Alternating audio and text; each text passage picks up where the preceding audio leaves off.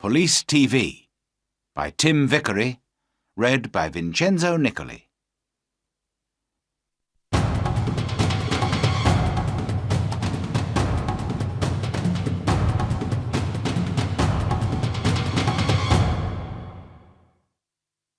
Chapter 1. The Jogger. Dan and Sue are police officers in London. It is a Tuesday morning and Dan is angry. "What's the matter, Dan?" Sue asks. "Look at this," Dan says. "Every day someone steals money from people near the shops. We must stop this." "Yes, of course," Sue says. "But who is it?" "There is a jogger," Dan says. "Every day he runs near the shops. Sometimes he runs into people. Perhaps he steals the money." "OK," Sue says. "Let's go to the shops. Perhaps we can see this jogger." They sit upstairs in a window over the shops. Dan has a radio. They watch the people in the street. "Look," Sue says. "There's the jogger." The young man runs into an old woman and she falls down. The jogger puts his hand on the old woman's arm. "I'm sorry," he says. "Can I help you? Here's your bag." Then a young woman shouts at him. "Don't run here," she says. "It's dangerous. Go away." The young man runs away. Dan talks in his radio. "Quick, stop him. He's running up North Street." A police car stops the young man in North Street. "Are you okay now?" Sue asks the old woman. "Yes, thank you." "Where is that nice young woman? I can't see her now." "Have you got all your money?" Sue asks. The old woman looks in her bag. "No, I haven't. My money's in my purse. But my purse isn't here." "OK, Sue," Dan says. "Let's talk to the jogger." "Who are you?" Sue asks the young man. "My name's Peter Jones. Why? Who are you?" "We're police officers." "Why do you go running past the shops every day?" "Why not? I like running." "OK," Dan says. "Let's look for the money." "What money?" Peter Jones asks. "What are you talking about? I never take money with me when I run." Dan looks for the money, but he cannot find any. "Can I go now?" Peter Jones asks. "OK," Dan says angrily, "but don't come back." "Why not?" Peter asks angrily. "I live here. And I'm not doing anything wrong." He runs away. "What do we do now?" Sue asks. "Where is the old woman's money and her purse?" "I don't know," says Dan. "Somebody has it. But who?"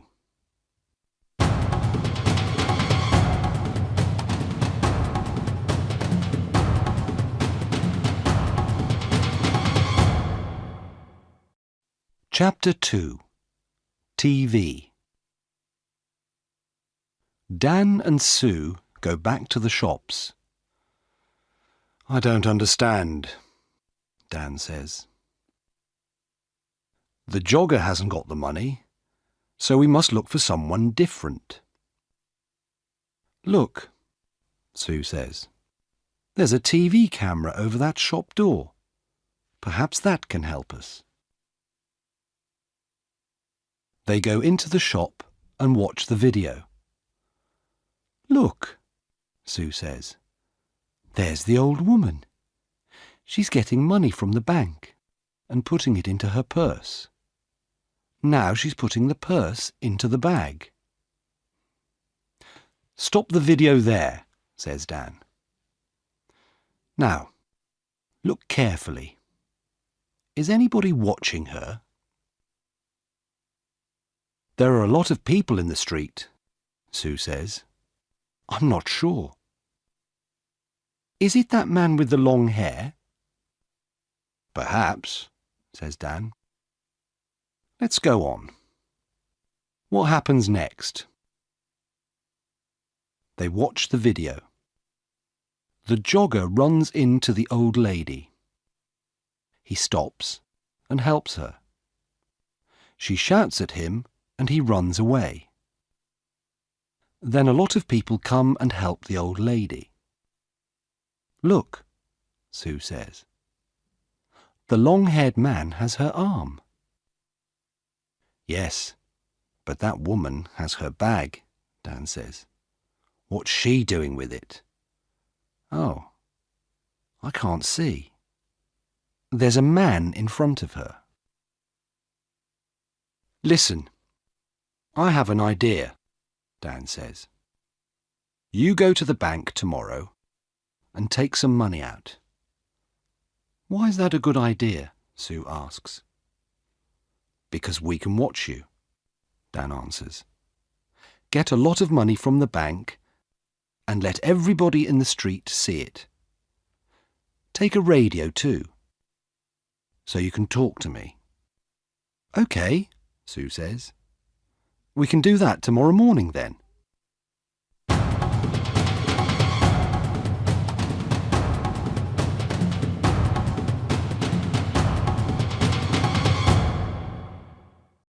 Chapter 3.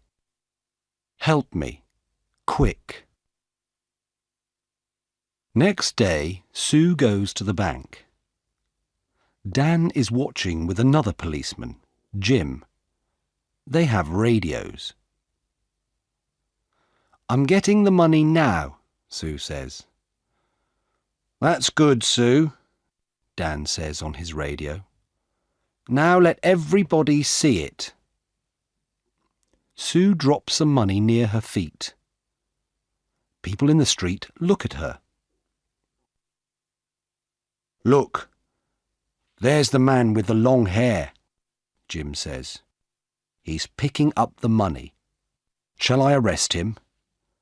No, wait, Dan says. Watch. The man picks up the money and gives it to Sue. Here you are, he says. That's a lot of money. Be careful. Thanks, Sue says. That's okay. The man smiles and walks away. Have you got all the money, Sue? Dan asks by radio. Yes, it's all here, Sue says. What can I do now? Buy some things in the shops and then walk slowly down the street, Dan says. We're watching you. Sue buys some apples, milk, and bread. Then she walks slowly down the street. Dan and Jim watch her go. Is anybody following me? Sue asks. No, Dan says. There's a woman with a baby, that's all. Don't follow me, Sue says into the radio. Nobody must see you. I'm turning right into Smith Street. Now I'm turning left into Peg Lane. The woman with the baby is following me. I'm turning right into Dale Avenue. Are there lots of people about? Dan asks. No, It's very quiet. Nothing is happening. Dan and Jim wait. Then Sue shouts, "Be careful! Oh, help me! Quick! Help!" The jogger, Peter Jones, runs into Sue and she falls over. There are apples, milk and bread everywhere. "I'm sorry," says the man. "Let me help you." The woman takes Sue's arm. "Are you okay?" she asks. "Go away," she shouts at the man. But he sees the radio in Sue's pocket. "What's this?" he asks. "A police radio? Give me the money, quick!" He takes the money and runs. The woman wants to run after him, but Sue holds her. "Stop," she says. "I'm a police officer. You must stay here." "But why?" the woman asks. "I want to help you. That man has your money. I haven't got it." "Is he your friend?" Sue asks. "Where does he live?" "I don't know," the woman says. "I don't know him." "Who are you?" Sue asks. "Where do you live?" Linda Wilkes. I live at 14 Old Street."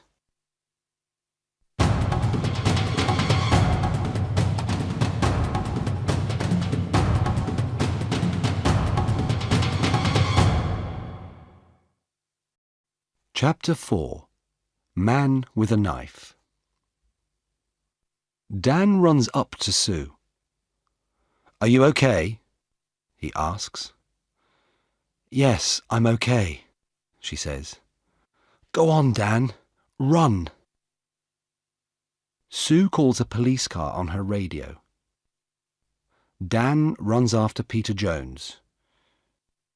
"Jim, he's turning left into Dock Lane," he shouts. "Can you see him?" "I can see him, but he's running very fast," Jim says. The jogger sees Jim and gets into a boat. Jim runs to the river and gets into the boat too. "Stop," Jim says. "I'm a police officer." "Oh, no!" The jogger, Peter Jones, hits Jim and he falls into the water. The boat goes across the river. Dan helps Jim out of the water. "He's going into a cafe," Dan says. "Come on, let's run to that bridge." They go across the bridge and run to the cafe. Jim goes behind the cafe and Dan goes in. "Is he in there?" Jim asks on his radio. "Yes," Dan answers. "Jim, he's coming out." "Stop," says Jim. "I'm a police officer." But Peter has a knife in his hand. Jim holds out his hand. "Give me the knife, Peter." "Stay back," Peter says. "I can kill you with this." Jim can see Dan in the door behind Peter. Dan walks out of the door very slowly and quietly. "Come on, Peter," says Jim. "Give me the knife." Dan takes Peter's arms from behind, and Jim takes the knife from his hand. Dan finds the money in Peter's trousers.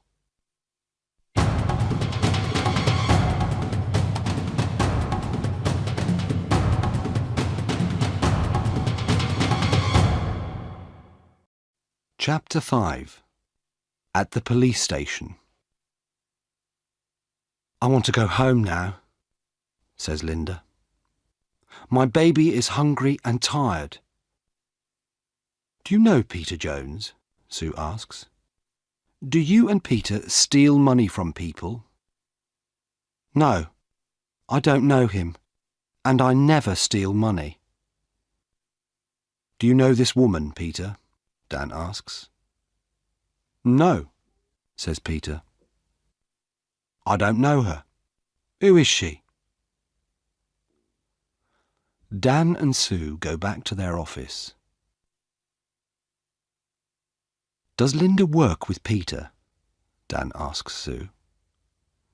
Yes, she does, says Sue. Watch this video. Look, there she is. She's watching me get the money, and now she's talking to someone on her phone. But who is she talking to? She's talking to Peter, of course. Now she's following me and talking to him again. She's talking about me. Dan and Sue speak to Linda again. Can I see your phone, please, Miss Wilkes? Sue asks.